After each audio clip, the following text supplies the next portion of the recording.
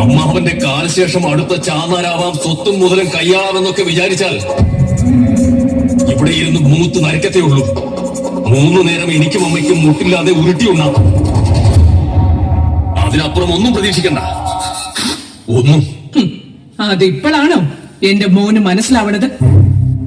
മുമ്പേ മനസ്സിലാവാഞ്ഞിട്ടല്ല, പിന്നെ സ്വന്തം അമ്മാവനോട് ദൈവദോഷമാവുമല്ലോ എന്ന് കരുതി മാത്രമാ. ദൈവത്തിന് നിരക്കണ കാര്യങ്ങൾ ചെയ്തിട്ടാണോ കൊച്ചുണ്ണി ഇവിടെ ചാന്നാരായി വാഴണത്? മുറപ്രകാരം നേരാങ്ങണ പോലും അല്ല എനിക്ക് കൊച്ചുണ്ണി.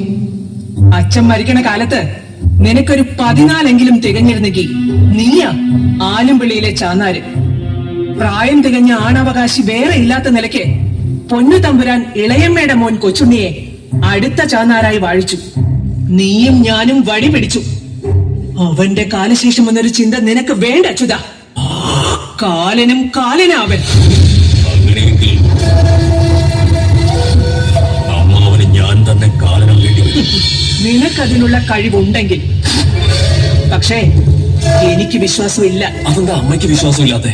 കണ്ടോ, അമ്മയ്ക്ക് പോലും എന്നോട് പുച്ഛമാണ്, എന്റെ കഴിവിൽ അവിശ്വാസമാണ്. നീ എന്നോട് കയർത്തിട്ട് കാര്യമില്ല. എന്താണക്ക അച്യുതനുമായിട്ടൊരു തർക്കം? ഇവൻ അടിയുടെ കുറവുണ്ടോ? എങ്കിലൊന്നും നോക്കാതെ കൊടുക്കണം. അതോ ഇനിയിപ്പം ഞാൻ കൊടുക്കണം? കൊച്ചുണ്ണിയെ പല കാര്യങ്ങളിലും സഹായിക്കാനൊക്കെ ഇവനെ കൊണ്ടാവും. ഓഹോ, കനപ്പെട്ടതൊന്നും വേണ്ട.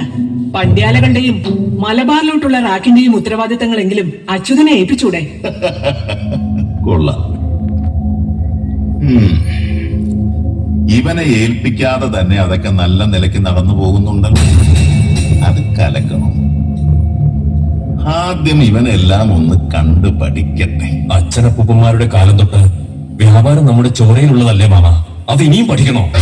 മോനെ മരുമകനെ, നീ എന്നെ പഠിപ്പിക്കണ്ട. ആട്ടെ, ഇങ്ങനെ ചോദ്യങ്ങൾ ചോദിക്കാൻ ഇവനെ പഠിപ്പിച്ചതാരാ? അന്തനാണ്. ഇവിടെ ഏതേത് കാലത്ത് എന്തൊക്കെ വേണമെന്ന് ഞാൻ തീരുമാനിക്കും. ബാക്കിയുള്ളവരത് അനുസരിക്കും. അക്കനെന്ന് ഞാൻ വിളിക്കുന്നത് എന്റെ ബഹുമാനം. മുട്ടില്ലാതെ തമ്പ്രാക്കളെ പോലെ നിനക്കൊക്കെ കഴിഞ്ഞുകൂടാൻ വക നൽകുന്നത് എന്റെ വാത്സല്യം. അതിനപ്പുറം എന്തെങ്കിലുമൊക്കെ വേണമെന്ന് നീയൊക്കെ ആഗ്രഹിച്ചാൽ അത് അതിമോഹം മാത്രം. അല്ലെങ്കിൽ ഞാൻ ചാവട്ടെ.